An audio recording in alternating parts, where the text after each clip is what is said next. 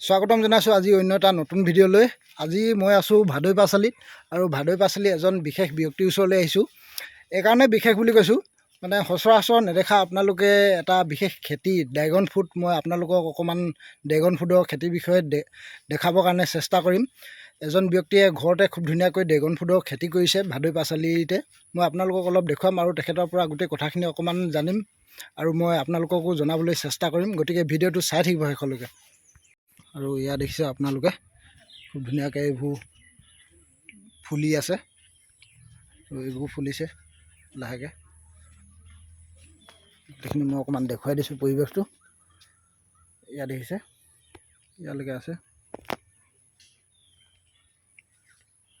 এইখিনি। এয়া হৈছে লীল গগৈ ডাঙৰীয়া, স্বাগতম জনাইছোঁ আপোনাক। হয়, প্ৰথমে আপুনি কেনেধৰণে এই খেতিটো আৰম্ভ কৰিছিলে? এই খেতিটো মই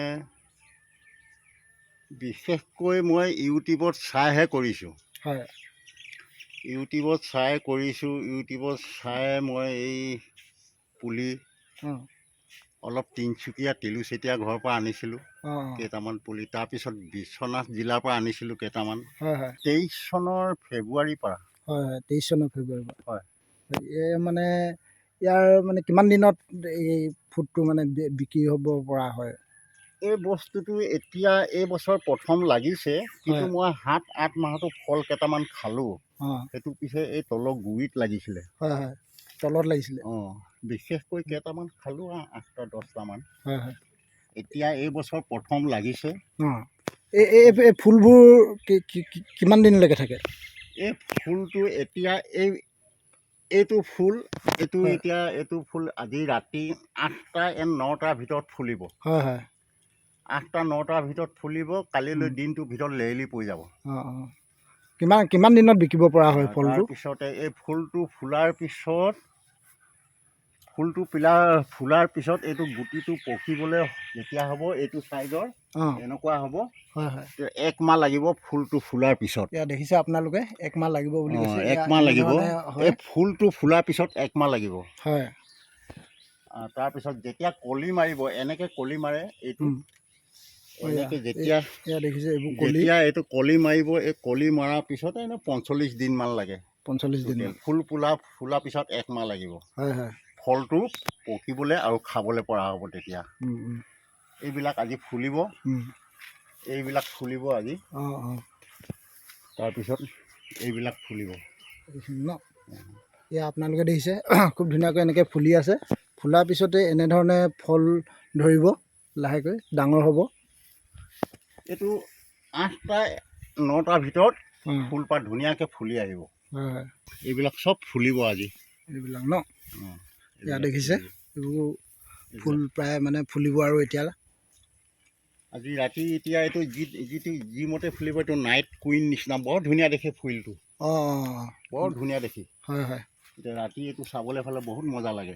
ফুলকেইটা চাবলৈ হ'লে এই চিধা পুলিটো যেতিয়া মই আনিছিলোঁ, হয় আনি ইয়াত মানে ঠিক 1.5 ফুট 2 ফুট 1 ফুট তেনেকুৱা পুলি আনিছিলোঁ। হয় হয়। আনি তাৰপিছতে ইয়াত গোবৰ লাগে বেছি। অঁ গোবৰ বালি এনেকৈ শিল মাটি এনেকৈ মিক্স কৰি অঁ ইয়াত গোবৰ দি মই ৰুইছিলোঁ। অঁ 23 ফেব্ৰুৱাৰীৰ ফাৰ্ষ্ট উইকত অঁ ৰুইছিলোঁ। তেনেকৈ বেলেগ সাৰ নিদিলেও হয় আৰু। বেলেগ সাৰ বিশেষকৈ মই তেনেকৈ দিয়া নাই। হয়। গোবৰে বেছি মেইন। অঁ গোবৰ দিছোঁ। গোবৰ এবাৰ দিয়াৰ পিছত আকৌ দিছোঁ এবাৰ। অঁ গাঁতবিলাক খান্দি আকৌ খান্দি পিনে দিবলগীয়া হয়। আকৌ খান্দি দিছোঁ। খান্দি দি এতিয়া খলিয় অলপ দিছিলোঁ, চাৰু স্কোৱাৰ। অঁ অঁ খলিয় 2বাৰ দিলোঁ। হয়। সাৰ ওপৰতে কথা, এইটো সাৰ যিমান দিব পাৰে। মেটেকাটো বেছি ভাল। মেটেকা।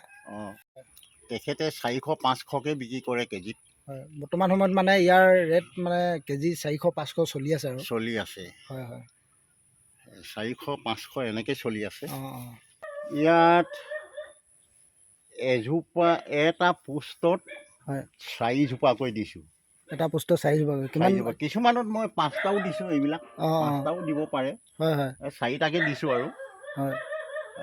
এটা পোষ্টত 4টাকৈ দিব লাগে। মোৰ প্ৰায় মানে ইয়াত কিমান কিমান হ'ব এই মাটি টুকুৰা? মাটি টুকুৰা সেই তাৰ পৰা মিলাই এডোখৰ আধা বিঘা হ'ব।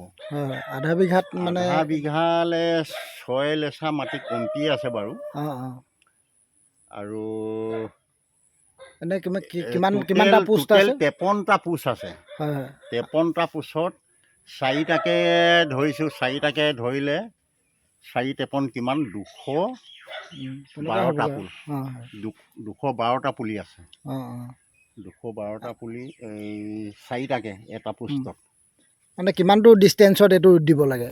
এই ডিষ্টেঞ্চটো হ'ল মই 11 আৰু 12কৈ দিছোঁ। 11 12? অঁ, এইটো দিছোঁ 11, অঁ, বহলটো 12 আছে। এইটো 12 নহয় এই বহলটো 12 আৰু এইটো দীঘলটো 11 12কৈ দিছোঁ। ইয়াতকৈ মানে অকণমান যদি ওচৰ চপাই দিয়ে তেতিয়া 8 ফুট 9 ফুট সেনেকৈ দিব পাৰে। হয় হয়, কিন্তু মোক মানে একো অসুবিধা নহয় আৰু? নহয়, অঁ এইটো বহল হ'লে এইটো ভাল আৰু মানুহ হয় মানে হয়, ওলোৱা সোমোৱা কৰিবৰ কাৰণে। এইটো বস্তু এতিয়া মই ইউটিউবত পোৱা মতে আৰু কিছুমান জনা শুনা মানুহৰ লগতো আগতে কৰা মানুহতো মই এনেকৈও লগ পাইছোঁ। হয় হয়, তেখেতলোকে কয় 30-35 বছৰ, এবাৰ ৰুলে 30-35 বছৰলৈকে থাকিব। অঁ, সেইকাৰণে এবাৰ ৰুলে মানে 35 বছৰ 30 বছৰ থাকে? 35 বছৰ। হয় হয়, সেইকাৰণে এই দেখিছে? পকা পোষ্টটো বনাই ল'ব লাগে। অঁ, তেতিয়া ভাল আৰু। পোষ্টটো বনাই ল'লে এতিয়া চিন্তা কৰিবলৈ নাই। আপোনালোকে গম পাইছে, দেখিছে কিমান লাভজনক খেতি হয় এইটো। মানে এবছৰ ৰুলে বুলিলে প্ৰায় 30-35 বছৰলৈ ইয়াৰ ফল দিয়ে।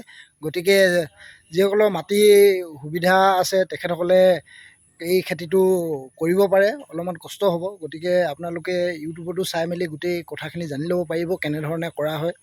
গতিকে এইখিনি অকণমান জনাবলৈ মই চেষ্টা কৰিলোঁ। এই যে হাইব্ৰিড লেটেকু গছ, আৰু এই লেটেকু গছ চাওক, এয়া মাটিৰ পৰা প্ৰায় এয়া 1 ফুটমানতে লাগিছে। ইয়াত দেখিছে, আৰু ধেৰ লাগিছিলে বুলি কৈছে, অলপ মানে সৰিলে। হাইব্ৰিড লিচু এইটো বহুত ডাঙৰ হ'ব লাগিছে। বহুত ডাঙৰ হ'ব ন? যেনেকুৱা ধুনীয়াকৈ পকি থাকে